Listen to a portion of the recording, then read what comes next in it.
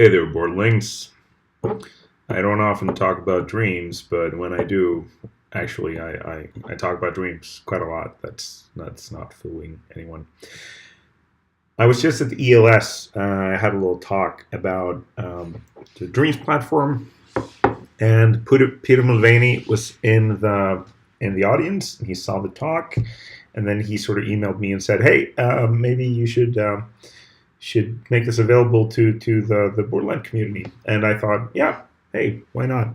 Because there is actually some interesting stuff in here that I don't think people have seen before. So let me walk you through it. But this is also going to be a crash course into dreams. So if you already know what dreams is and you just want to hear the interesting statistics that I've dug out, just sort of scroll through the video until you get to somewhere along the end where there are some charts and stuff like that, and you can watch that part. So for those of you who might need a little bit of an introduction on what dreams is this phantasmagoria, the way through which we dream together before the borderland, create in our imaginations and dreams that we want to prototype at the event together with others, and we manifest those prototype ideas on this web platform, dreams.theborderland.se, so that other people can see what we're planning, so that they can get involved, so that they can get inspired, and so that we can actually share resources. Because at the Borderland, you can have access to quite a lot of resources to make your dreams into reality. Because what we do is we put about half of our total budget for the entire event into a fund, and you put up your dream on dreams.theborderland.se. You say how much money you need in order to make your dream come true, and then there is a public granting. So all Borderlings get 10 grants each. A grant is worth some amount of real world money currency, and they get to distribute that sort of like an internal Kickstarter. And that's how we distribute our dream grants at the Borderland, which is now quite a large amount of money. So we've been doing this for 3 years, and it's been going pretty well. And I'm going to walk you through how well it's actually spread all across the world. It's the system is now being used from Tel Aviv to Berlin to Austria. It's being used in Norway. It's being used in Stockholm, in Sweden, in Denmark. There's a lot of interest to use it at a lot of events around the world, and it started at the Borderland, which is pretty cool. And this year we've added some new interesting features to it, which you might see if you go there and you're used to how it looked last year. But why do we do this? We don't really do this because of a democracy. The main point of running the Dreams platform and running participatory granting isn't to make it fair. That's not the point. The point is to connect people and have people dream together. Because when everyone gets a say in who gets the funds, when they are executing that right or that power, they are also themselves connecting to the dreams that they find to be the most interesting and the most appealing. So when they get to the event, they know about those dreams. They also know about other dreams that they've seen on the platform. And a group of 10 Borderlings in a camp between them might know about 30 or 40 dreams already before they get there. And that's a huge benefit, because they might also know, wait, we're building this thing out of wood. There's this other dream that's also being built out of wood. They might have the tool we need right now, that when we're sort of stuck and can't build the thing we need. It creates what you call a dense network of people in our community, also before the event, to be able to connect to each other. And if you're not sick of me saying dense network by now, you probably haven't heard me talking a lot in the last year or so. Okay, so how does Dreams work? Basically, you go to dreams.theborderland.se, you if you're a member, you can log in and you can create a dream, and you just log in with your Borderland membership profile account. We've fixed that this year, so there's only a single login. Thank you, Christopher. And when you click create a dream, you just get this super simple little form. You need to put in the name of the dream, and you need to summarize your dream, and you need to put in some name of yourself or your crew or your group or whatever, your client name. And we have it this simple. And when you click create dream, by the way, bam, your dream is online on the platform. It's public. Anyone can see it. And it doesn't even have an image yet. And we do it like this because we don't want people to overthink their drafts. Everything we do at the Borderland is a constant prototype. And I think our prototype should be public. There's no reason to hide our prototypes away in our shed somewhere until they're perfect and ready to be shown to the world. We are working together. We're co-creating these things. So why not just put them out in the public to begin with? If there's something you want to fix, you can go in, edit your dream, make it private, be a boring person. Yeah, but then again, sort of, why would you? When you go in to edit your dream, you can do all sorts of stuff. You can put in images. There's a lot of fields to fill in, a budget to be filled in, all these things. So, but when you first create it, it's just like that, super simple. Now this year, we've also added that if you dream a dream, you also have to review a dream. And what you're reviewing is, does this dream, if it's asking for funding, does it live up to the funding guidelines? If it's not asking for funding, it's none of our business. It can do whatever they want. But if they're asking for funding, do they fulfill the funding guidelines? And the funding guidelines are not very complicated. There's not a lot that's restricted, but we do have some rules. And if it doesn't live up to the funding guidelines, what any dreamer can do, any member of the Borderland can do actually, is to go in and they can startle a little monster. And this monster can be a restricted item monster, or it can be a monster saying that this dream is asking for transportation of people, or it's asking for too much of the transportation, or some other of the monsters that indicate that something is wrong here. These monsters stay startled and angry and red-faced and mad until anyone goes in and clicks, actually, I'm going to calm this monster down, and they write, actually, you know what, this is a misunderstanding, this dream is fine, we can calm this monster down. So anyone can startle a monster for a dream, anyone can calm a monster down, and when you do so, it leaves a trace in the comment section of the dream. And when granting is then going to start, the dream guides now, instead of having to go through all dreams and review them and have communicated with all the dreamers, a lot of this will already be done, and the dream guides can focus just on the very, very few dreams that are still problematic somehow and require further assistance. And you don't get your money straight away if you've been rewarded with a dream grant. Instead, you get your money after you turn your receipts in. So you still got to be able to front that money somehow, but you'll get it back. Okay, so that's sort of how the dreams system works. Then when you go in and give grants, you can give at most 5 grants to a single dream.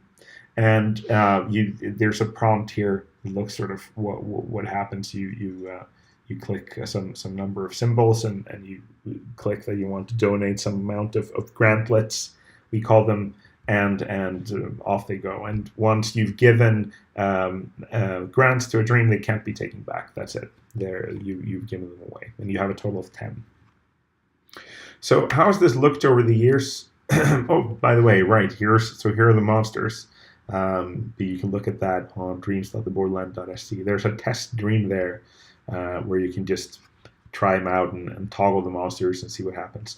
And yes, importantly also, anyone who reads a dream and says, like, you know what, this looks fine, should click the I think this looks fine button that's sort of behind my face here. You just click that and you say, you know what, I read through this, it looks fine. And it will just collect in a little ticker how many people have approved this dream, and that's good for the guides to know. So how has this looked over the years? 2016 was the first year we did this sort of thing. Back then, the Borderland had 1,200 members, and we had 18% participation on the platform. So 18% of Borderlings went in and gave grants, some amount of grants to some dream. Back then, we had 400,000 Danish krona of budget, and actually, we managed to fund all dreams that applied. 65 dreams applied, and they all got funded. So in 2017, almost all dreams got funded. There were 3 that didn't. But that year, participation on the Dreams platform went up to 36%, so more than a third of all Borderlings went in and gave at least some grant to some dream. Now, last year, we had a really good participation again, 46%, and that's actually quite high in these situations. Of course, we're hoping for even higher participation this year. We can do it. Come on. Last year we had 800,000 Danish krona to give out. The total full budgets of all dreams, if everyone were to have gotten their full budget, it would have been 2 million Danish krona. And minimum budgets were almost 1.2 million Danish krona. So 180 dreams got funded out of 208. So we've now reached the point where we can't fund every dream anymore. And that means that the Dreams platform becomes more and more important. And it becomes more and more important that you sort of put in work to make people understand what your dream is, so that they can go between the dreams and sort of choose the ones that resonate the most with them. And why can't we fund all dreams anymore, even though we increase in memberships? It's because of this. So you see the blue line here is how our membership numbers have grown. And the red line is how our dream budget has grown. And what you see is that the dream budget doesn't grow quite as fast as the memberships. And the reason is simply that the overhead and all the location rent and all the logistics and all those things, these things don't grow linearly with the number of members. It grows faster than linear. So every year we have less and less to spend on dream grants per member. And that's sort of how it's going to continue being. We're still at over 50%, so it's still really good. But this means that we start going a little bit from a situation where we've had complete abundance to actually going towards a little bit of scarcity. So this means that we have to keep being really conscious of how we run dream granting. And I'm going to talk a little bit about something that people have asked me about over the years. So what patterns can we see in dream granting? People have worried ever since we started this platform that, the big camps are just going to get a lot of grants because they're big camps, so everyone in the camp just goes in and gives their own camp dream, all their grants, and that'll be that. And the small guys, someone doing a little ambitious art project won't stand a chance. And is this true? Okay, so to begin with, we are doing this not because of fairness, but we're doing it in order to connect people.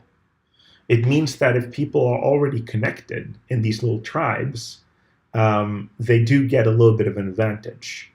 And if you are also able to motivate a lot of people to sort of come with you and build the thing that you're interested in building, and they then come and they grant their grants to this thing, that's as it should be. That's not a problem. I don't see that as a big problem. But we do also want to have network density be high, and we would like people to have a stand a chance and be able to create something, even though it's not something they can motivate a lot of people around. It might turn out to be at the Borderland something incredibly cool and very artistic and something that everyone definitely wants to have there. So it's striking a balance there, right? So the first year, we don't have any good statistics for reasons, doesn't really matter. But 2017, you can still give all your grants to a single dream.